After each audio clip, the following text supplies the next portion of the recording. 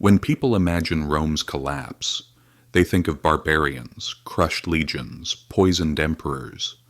But the truth is that empires are rarely destroyed by external attacks. They're destroyed by internal war. And the greatest cause of this destruction is always the same: money.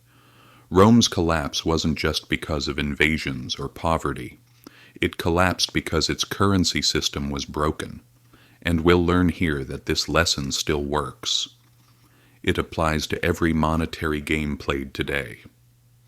Now let's hear the story from the beginning. For centuries, the foundation of Rome's economy was the silver denarius. First minted approximately 211 years before Christ, this currency was made of almost entirely pure silver. Throughout the empire and beyond, people trusted it. Soldiers were paid with it. Merchants demanded it. Ordinary people stored their wealth in it. The denarius was never just money. It was trustworthy wealth in metal form. The empire's power and the value of its currency were the same thing. If you believed in Rome, you believed in its money. That's how it was. But commanding an empire is expensive. Soldiers had to be paid. Roads had to be built. Aqueducts had to be constructed.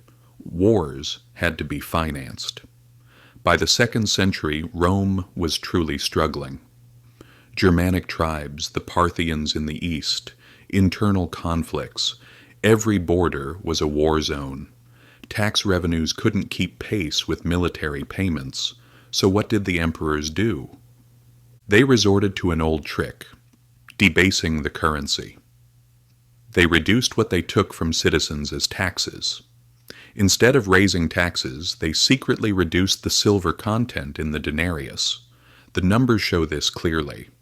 During the reign of Augustus, the denarius contained 95% silver. By the beginning of the 3rd century, during Caracalla's time, it had dropped to 50%. During the reign of Emperor Gallienus, less than 5%. So a coin that was once solid and pure silver had become a bronze disc with only a silver coating. Of course, people understood this difference. They had to, because the money was becoming worthless. Inflation began. Prices soared. A measure of grain that yesterday cost 1 denarius could suddenly cost hundreds tomorrow. This wasn't abstract mathematics. It destroyed ordinary Romans. Soldiers demanded higher wages because everything was becoming more expensive. Merchants refused to accept that worthless currency and preferred to barter instead. Local economies shifted back to direct trade because currency was no longer trustworthy. So, what were the emperors doing? They were minting cheaper money. They thought more cheap currency was the solution, but it wasn't. It made things worse. The economic crisis reached its peak during the crisis of the 3rd century. Between 235 and 284 AD, Rome couldn't escape from chaos. Invasions, plagues, civil wars, economic collapses. Emperors ruled for months and then were assassinated. One after another died before being replaced. What remained behind was a broken financial system. Taxes were demanded in worthless currency. Farmers preferred to abandon their lands rather than pay taxes.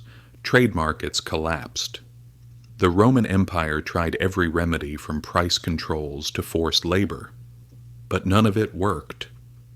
An emperor named Diocletian tried to fix things. In 301 AD, he issued the Edict on Maximum Prices. He fixed the prices of 1,000 goods and services.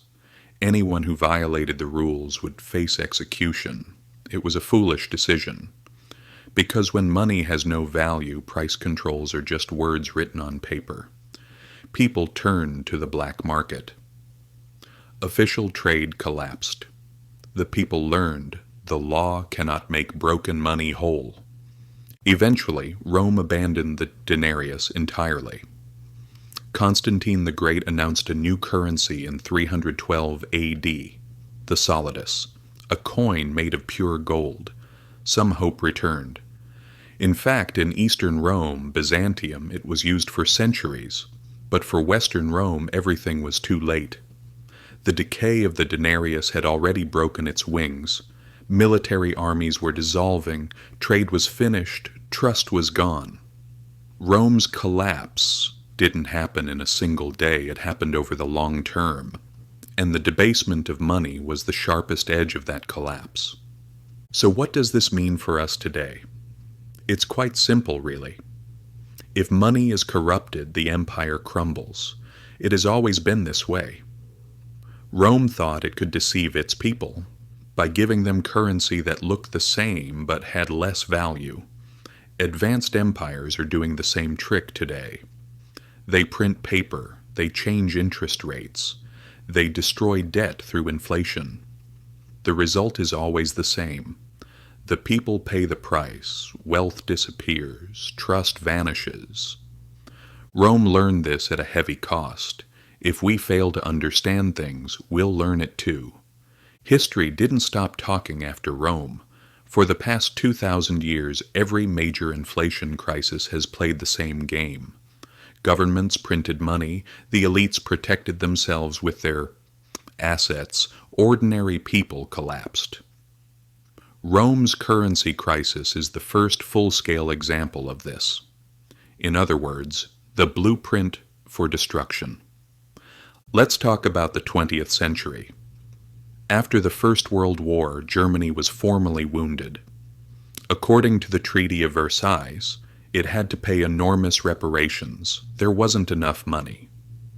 The exit? Start the printing presses. Print more marks, they thought, because they believed Rome had survived by doing the same thing. But by 1923, Germany was off the rails. Hyperinflation had begun. Bread products that sold for 1 mark before the war were selling for more than 200 billion marks by the end of 1923. People hauled their wages home in wheelbarrows. Retirees starved as their savings melted away. Just like in Rome. Inflation gave debtors salvation. But those with assets, land, factories, foreign currency became stronger. Money became meaningless. Economic desperation fueled political extremism. It laid the foundation for Hitler's rise. Zimbabwe followed the same path in the early 2000s. There was a land problem, production fell, debt increased. What did the government do? Just like in Germany, it started the printing presses. By 2008, inflation had changed. 97 sextillion% annually. Prices doubled every day. Shopkeepers couldn't change the tags fast enough. Eventually, Zimbabwe abandoned its currency entirely.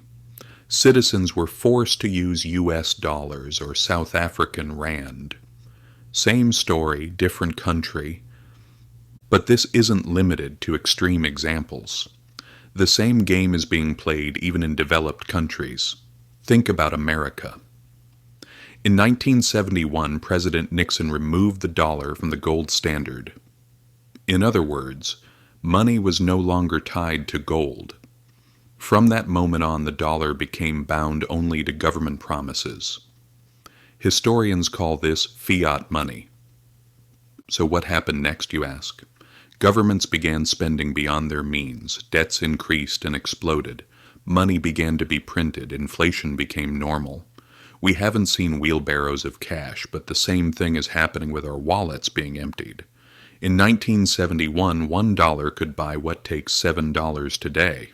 The money looks the same, but its value is less than half. The government's game is always the same. They call inflation growth.